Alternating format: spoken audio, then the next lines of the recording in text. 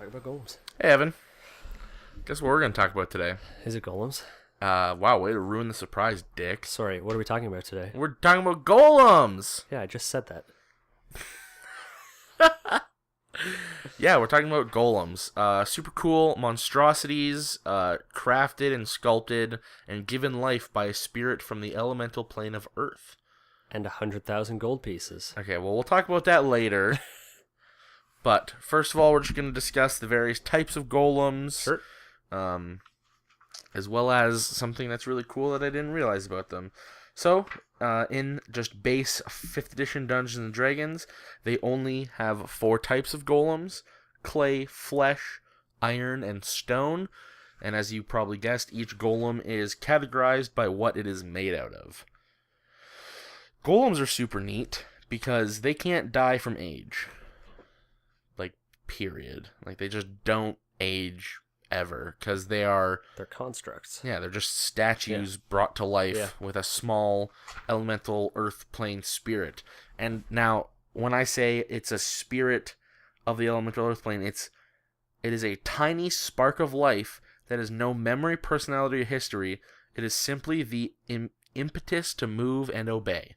So it is literally like just making a servant.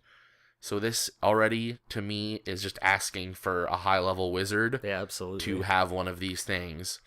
And this is one of the few rare monsters that a player could create and control. There is an item in the in the Dungeon Master Guide called the Manual of Golems, or the Manuel of Golems.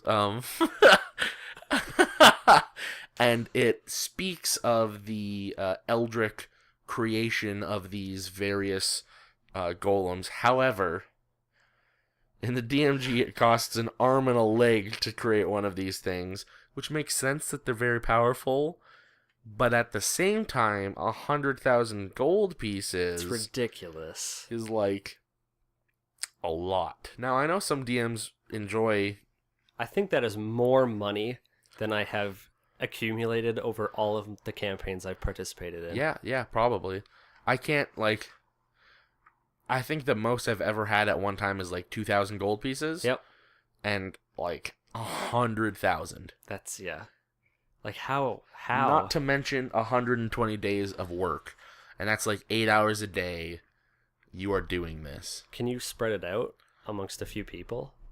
If I aided I'm sure you could spend the money, but the days, you have to be a spellcaster who has at least 2 5th level spells. Is that a prerequisite? That is the prerequisite as of the book. Wow. And if you do not fulfill that, you take 66 psychic damage. Wow. So only a wizard could do it. You could buy the materials for them, so you could split that up, but only the days will remain the same. Wow. Yes. That is brutal. It is brutal. Being said... Oh, my apologies. Go ahead. Is each tome a manual for a specific golem? Yes. Okay. And upon completion of however many days, the tome burns up, and you sprinkle its ashes onto whatever thing you're trying to create. Oh. And that is what imbibes it. Wow. With this, this will to follow you. Wow. So each one's a one-shot only. Yep. You get it, but then you have full control over it. Okay. It is yours. Wow. Yes. How long do these things last? Ever. What if they go to 0 hit points? Great question. So, the Monster Manual does talk about the spirit of Earth inside of each of the golems. Okay. If it is not contained properly, can sometimes make them go on a rampage. Okay. So if it went to 0, I would perhaps make it, go on this rampage or just kind of shut down. Yeah. So I think really it's up to you whether or not you want to be able to let it be, regenerated, or you need to find a new manual wherever you would find it. But that's enough about the player side. Because I like these things as monsters. Yes. They make fantastic guardians. And it is Monster Monday. It is Monster Monday. They will literally... So they have no thinking mind of their own. Okay, that's not true. They can think and more form rudimentary thoughts, but their will is completely yours. Okay. The flesh golem, which is the one that is, as it sounds, created by piles of bodies, whether they be human or not, is up to you. Its thinking is limited to that of a young child, which kind of even makes it more creepy. Because first of all, that art is already very unsettling. And secondly, now putting the, 8-year-old mind of a child inside of that thing, Yep. a little unsettling. But things It's like... the smartest one. Yeah, well, because it has brains. Ew. Clay golems are often seen as defenders of holy places. Various priests would breathe life into them using these incantations. Not necessarily for good purposes, but... and then stone and iron golems are almost always protectors of various, ancient temples, sacred treasure hoards, MacGuffins that you're trying to make your party find, just these kind of things. Yeah. That being said, they encompass a wide variety of CR. The flesh golem is the lowest at 5, and the iron golem is the highest at 16. Wow. So you can definitely pepper these in, and each fight is very unique to each other. Oh man, actually, flesh golems are so cool. So actually, if we're just gonna dive right in and start talking about them. Let's take a look. Again, we're gonna do this in order of CR. We're gonna start with flesh golems. So CR 5, 93 hit points, AC 9. Wow. Yeah. That's a sitting target. Yeah. Well, their dex is -1. Yeah, no, that makes sense. These things are described as lumbering. Imagine your classic slow zombie. That's what this is. Now, damage immunities: lightning, poison, bludgeoning, piercing, slashing, attack from non-magical attacks not made with adamantine weapons. Wow. Those are not resistances, those are immunities. Wow. As well as immune to being charmed, exhausted, frightened, paralyzed, petrified, and poisoned. It can't speak, but it understands the language. But it has a bunch of cool abilities. So first of all, it has multi-attack, +7 hit, 2d8 +4 bludgeoning damage. That's chunky. That's hefty. That gets there. Especially CR5. Yep. If it has 40 hit points or fewer at the beginning of its turn, which is about half, it has 93 usually, roll a d6. On a 6, it goes berserk. Oh yeah. On each of its turns while berserk, the golem attacks the nearest creature it can see. If no creature is near enough to move to attack to, the golem attacks an object, with preference for an object smaller than itself. Once it goes berserk, it continues to do so until it is destroyed or regains all of its hit points. If the golem's creator is within 60 feet of the berserk golem, it can try and calm it by speaking firmly and persuasively. The golem must be able to hear its creator, who must make an action DC 15 persuasion check. If it succeeds, it ceases being berserk. If it takes damage while at 40 hit points or fewer, it might go berserk again. So this, to me, just flavor. Is just asking for the mad wizard who you've gotten into its dungeon, and it's you and your party versus the wizard and golem, and then at some point the flesh golem goes beneath 40, turns around and just punches the wizard right in the face, and that just is awesome to me. That's something that is a really good story. In the first campaign I was a part of, we had a recurring villain who was not the overarching villain of the campaign, but would pop up every now and then to throw a wrench in our plans. And at one point he had summoned a flesh golem. Yep. And the flesh golem ultimately went berserk. Yep. And that wizard just hightailed it out of there. Oh yeah. It was just You're bye. Gone. Yeah. This thing is literally Frankenstein's monster. Yep. In every sense of the word. If it takes lightning damage, it regains a number of hit points equals damage taken, which is a callback to oh man. What is the author's name? Shell? Who wrote Frankenstein? Mary Shelley? Oh god, I'm Shel uncultured. Silverstein? Yes. That's who it is. Alright, so Shel Silverstein's anyways, it has an aversion to fire, which is again a throwback to the torches. So if it takes fire damage, it has disadvantage on attack rolls and ability checks until the end of its next turn. It is immune to any spell that would alter its form. It has advantage, it has magical resistance, and its attacks are considered magical. So for CR5, this thing messes you up. Yeah, no, that's That's decent. I mean, if you've got you've got a spellcaster on your team, they could probably deal with this thing pretty effectively. Well, but I mean, like if you've got, it takes half damage from. Well, it has advantage on saving throws against magic. Yeah. Yeah. But I guess if you can like consistently deal fire damage to it, is what you're trying. Yeah. Exactly. Okay. That's fair. Whereas you've got your ranger and your fighter going up against it. That's not going to do anybody any Better good. hope you have a magic item too. Yeah, no kidding. And at CR5, like not every member of your party might have a magic item, and you're dealing no damage to this thing. Yep. Not to mention, you could use this as just from like a story perspective of like, I don't know, this thing's rampaging through a town. Oh yeah, one berserk. Just taking out guards. Yeah, that just have regular, left, right, and center. Regular spears. Absolutely. They like way outnumber this thing, but they can't even hurt it. Yeah, it's really cool. All right. So a common theme we're gonna notice amongst these golems is that they have X absorption, except for the stone golem. So 3 out of the 4. When hit by a certain type of damage, will absorb it and instead gain that many hit points. Okay. Which is a neat little thing. It's very Pokemon-esque, where they have ability. Yeah. So next up is the Clay Golem, CR9, 133 hit points, armor class 14, and a 20-foot speed, whereas the Flesh Golem had 30 feet. Okay. That makes sense. This thing is made of clay. It's not going to be very fast. Yeah. It is immune to acid, poison, psychic. And again, the same bludgeoning, piercing, slashing, not magical or adamantite. Same immunities to conditions. It also goes berserk. Okay. It has the same sort of text where it has to attack something or an object, but it cannot be calmed. Okay. As well as, so this absorption has acid absorption. Some acid rain. I guess the earth just absorbs it. That isn't really how it works, but that's fine. And the same thing, immutable form. So it's immune to any spell that would change its form. Magic resistance, and its attacks are magical. So it makes 2 slam attacks, plus 8 to hit, 5 feet, 2d10 plus 5 damage. But if it's a creature, it must make a DC 15 con saving throw, or have its hit point maximum reduced by an amount equal to the damage taken.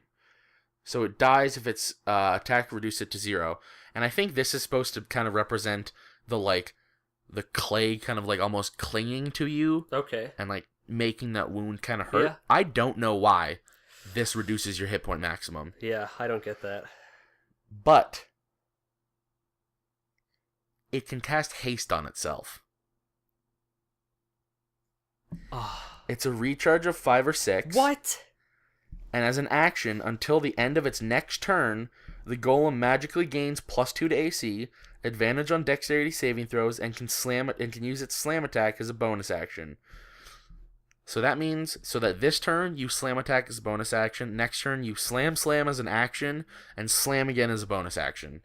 Not to mention its AC's gone up to 16, and it can recharge on a 5 to 6. My jaw is agape. Isn't that insane? That is ridiculous. This thing's CR9. That's crazy. It's very You good. don't want to get... You do not want to get into this thing. No. Wow. Yeah. Haste is a powerful effect. Haste has saved my skin so many times. Haste in 5th edition is so good. It is very, very good. It is absolutely worth the drawback of... The one turn... That's 10 rounds of combat. Yeah. Most combats do not last 10 rounds. Yeah, no. I think a few weeks ago, you and I had our first... Yes. Versus... the Yugoloth. Yes. Our first taste of a fight that lasted like 3 or 4 in-game minutes. Yes, which is long. Yeah. That fight with the Ultraloth? Yeah. Yeah. That was crazy. Haste ran out. Yeah. Yeah. Yeah, it did. Yeah. That's right. Oh, yeah. Anyways. Okay. So yeah, that's only the second lowest golem. Yeah.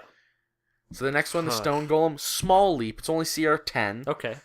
Hit points and armor though, much increased. Oh wow, yeah. So AC is 17 and hit points are 178 now. That's beefy. That's very beefy. I will say, I forgot to mention this for all of them. All of their charismas except for the flesh golem are 1.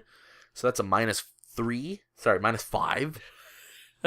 So if you can hit this thing with a charisma save that isn't one of the conditions it's immune to, it's probably going to fail it. Yeah, probably. So that's where like the kind of weak spot of these things is, but I don't know how a player would ever realize that. So let's go on to Stone Golem. Immune to poison, psychic, bludgeoning, blah blah blah. The same thing. Not magical, adamantite. Nothing really special that stands out. Anything else there? Has the same immutable form, magic resistance, magic weapons. 2 slam attacks plus 10. 3d8 plus 6 bludgeoning damage. So something that we're definitely noticing, all of these are increasing the damage that they deal. Yeah. But they're doing it in a very smart way.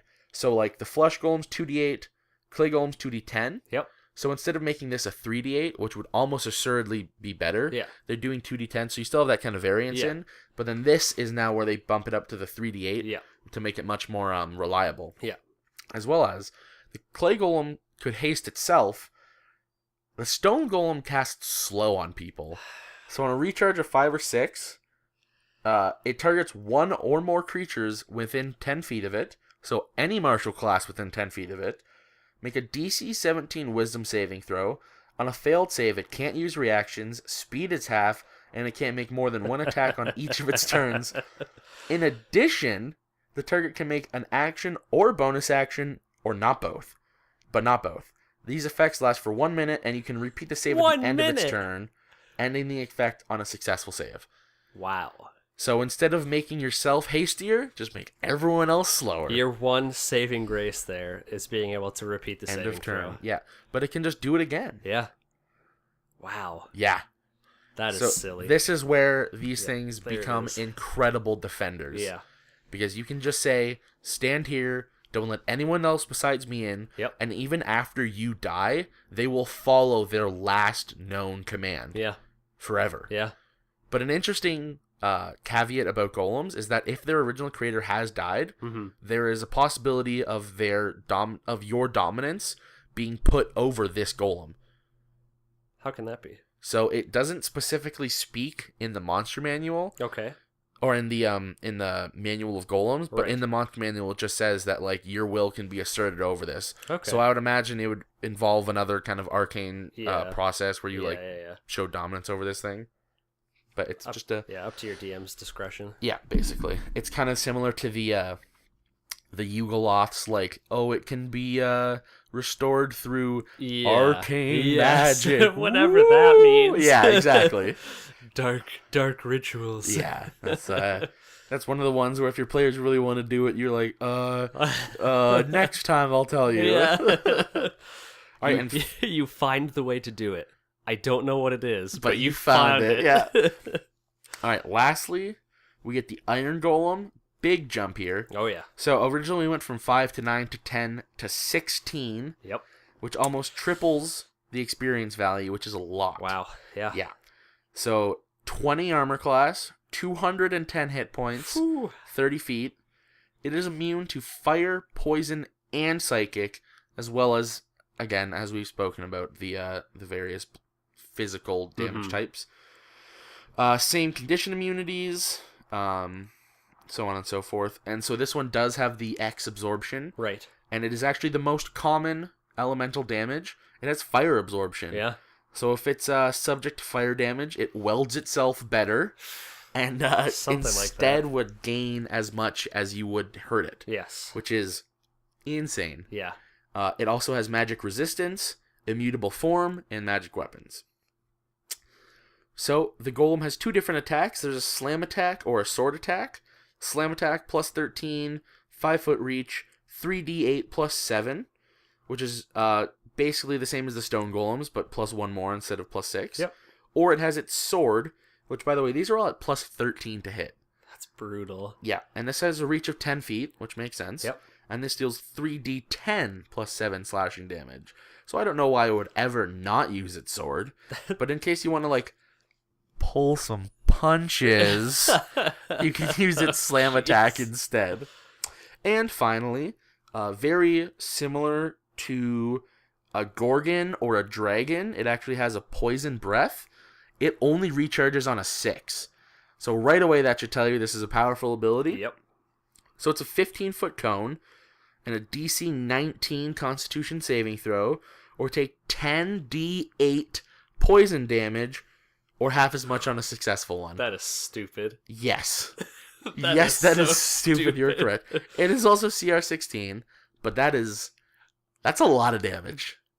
Just this thing's regular melee attacks, like your wizard's getting hit. Oh yeah, 3d10 plus 7 plus 13 and attacks twice. Yeah, like you take your DM's 6d10 plus 14. Yeah. Like, bye. your DM's just rolling to see if they crit at that point. Yeah. Yeah, essentially. Like, this thing's only basically going to miss on, like, a 3, 2, or 1, maybe. Yeah. And, like, against wizards, it's hitting. Yeah, absolutely. Like, just hitting. That's so funny. I really like golems. They're the set it and forget it of the magic world. Yep. Yep. You can put them anywhere. Yeah. Because, like, I mean, obviously it makes sense if you have a reason to put them there. Yeah. But, like, in a random dungeon, there's a golem protecting this room because there's something in the room. Yeah. Like, literally, that can be your reason. Yeah. Like, there might be a treasure chest in the room that somebody liked the stuff inside of it, and then they just put a golem there to protect it. Which is, like, kind of weak reason, but like, you know, they can put them anywhere.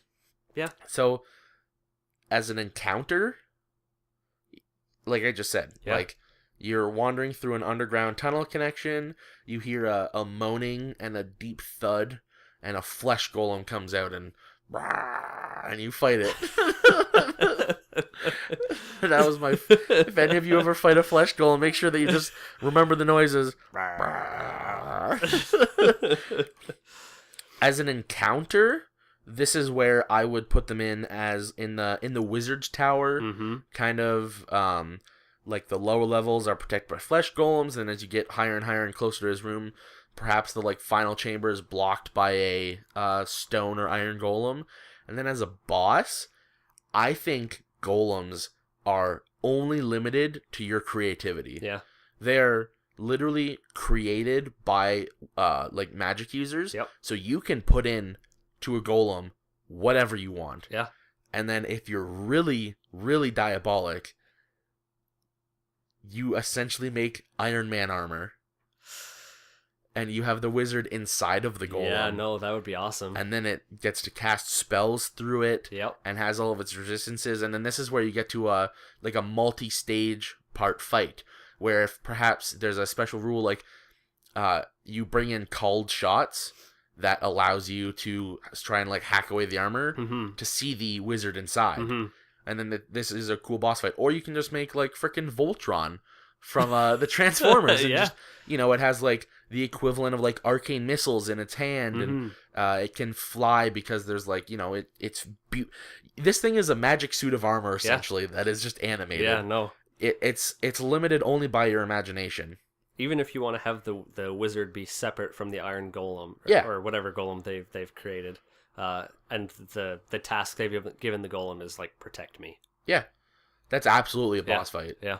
Because not only are you getting crowd controlled and, like, huge damage from the wizard, like, if the wizard casts hold person, and then the golem just walks up to you, like, uh-oh, you're gone. So I really like golems. I think they're very versatile. I like to, like, you can introduce them pretty early on, like, you can definitely have, like, an evil kind of cultisty vibe. Yeah. Where the, like, boss cultist is like, man, meet my pet, man. And then, like, there's a flesh golem. Yeah. That's a great, like, end of session boss. Yeah. The, like, final fight. You kill him. Maybe the cultist runs away. Yeah. And then now you have this recurring villain. And now you have a reason to, you know, send golems after them, to send other kind of, like, abominations of nature. Chimeras, maybe a bullet. I just think golems are really cool. I want to play a character who makes one. Well, I mean, as long as you have at minimum 50,000 gold pieces. That's so stupid. Actually, let's touch on this really quickly because I really enjoy the ability that you can, like, create a golem yourself. Yeah. That being said, it's a little pricey. It is stupidly pricey. So when you find a manual of golems, a small Spanish boy of golems, Olé. You can either choose as a DM which one it makes, or you can just roll a d20. So when a 1 to 5 is clay, Yep. a 6 to 17 is flesh. Oh. So it's mostly flesh. Okay.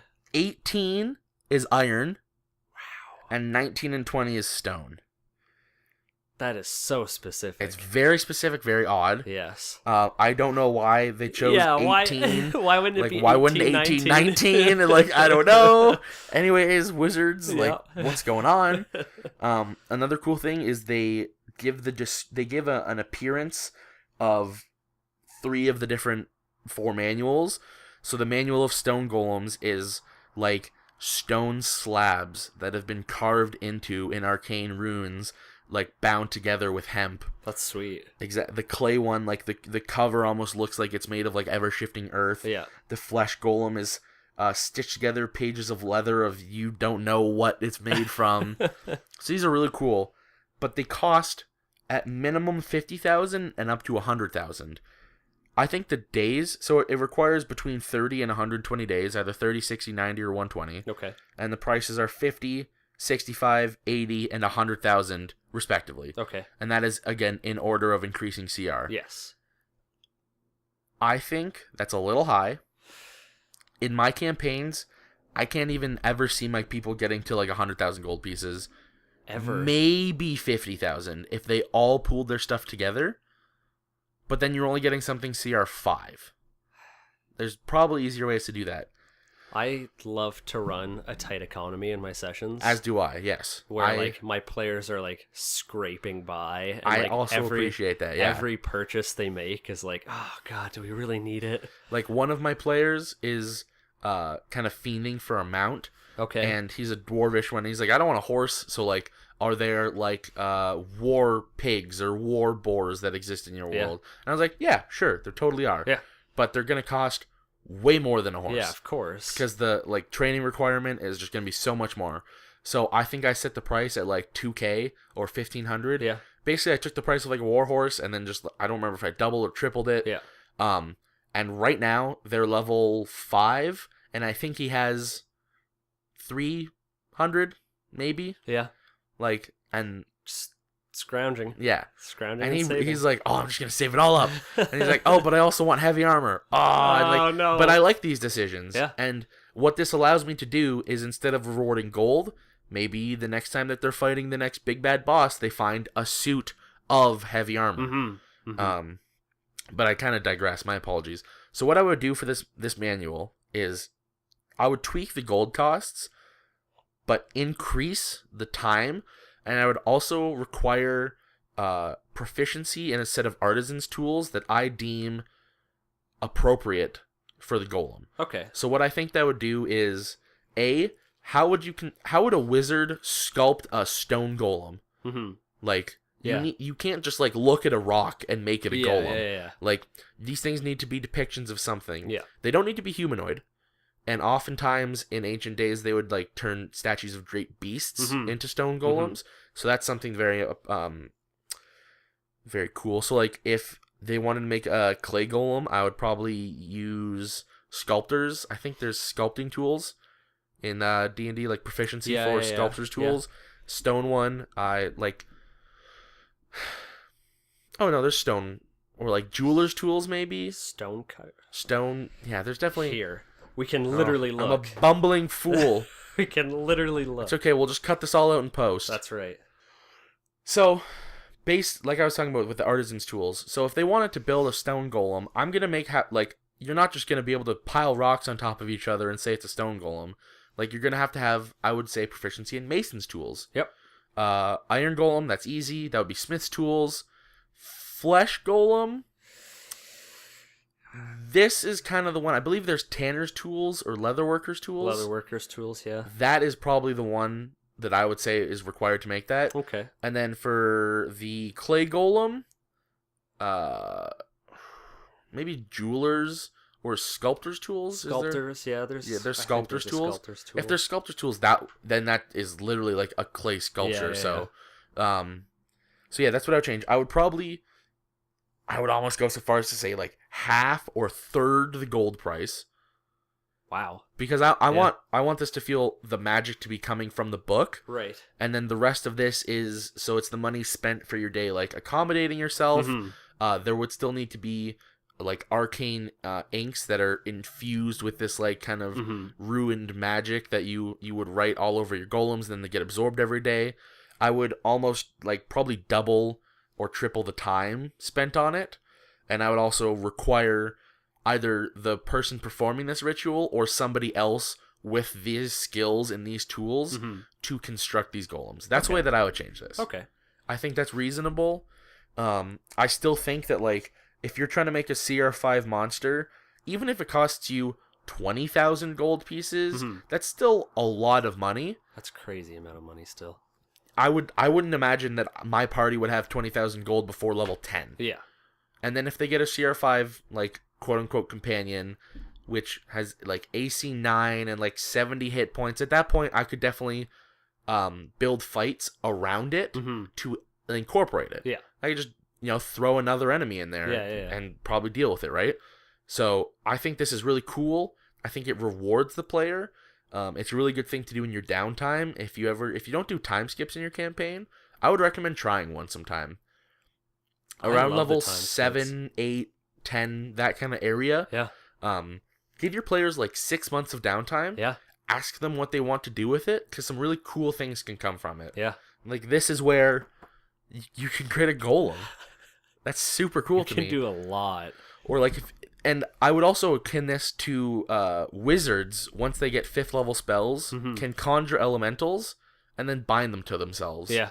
And elementals are also CR5. Yeah. And that doesn't cost any gold. Yeah. So this is almost equivalent to that, is what I would say.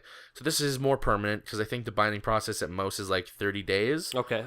But still, like, 30 days of an elemental of another thing completely under control is a lot. Now, I know in Zan's Guide, they added a chapter about creating magic items. Yep. Where, like, you and a buddy can, like, team up to reduce the time it takes to create a magic item, depending on the size of it. Yeah, absolutely. Would you apply that to golem creation as well? I don't know if that would be applicable, in my opinion. Okay. First of all, it would be hard-pressed to find someone that could. Yeah. Because the requirements as per the DMG, like I think we already spoke about this, but you need to have, to decipher the manual, you must be a spellcaster with at least 2 5th level spells. That's a tall order. That is. Because I think that means that you're at least level 8? 8, yeah. Level 7 or 8, one of those two, which is like, it's, it's not exactly super high, but you've been playing for between 8, well, I mean, it just depends on how you're using experience or anyways, blah, blah, blah. The point is, no, I don't think I would. Okay. Because it's kind of hard to assist someone reading a book. Yeah.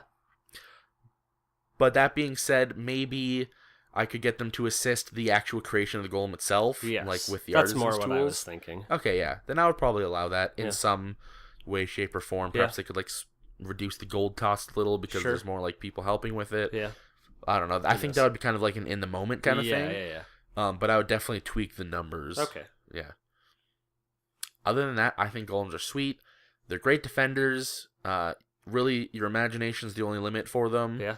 A great example of this, Matthew Mercer made a 3rd edition golem called the Chain Golem, and then brought it to 5th edition.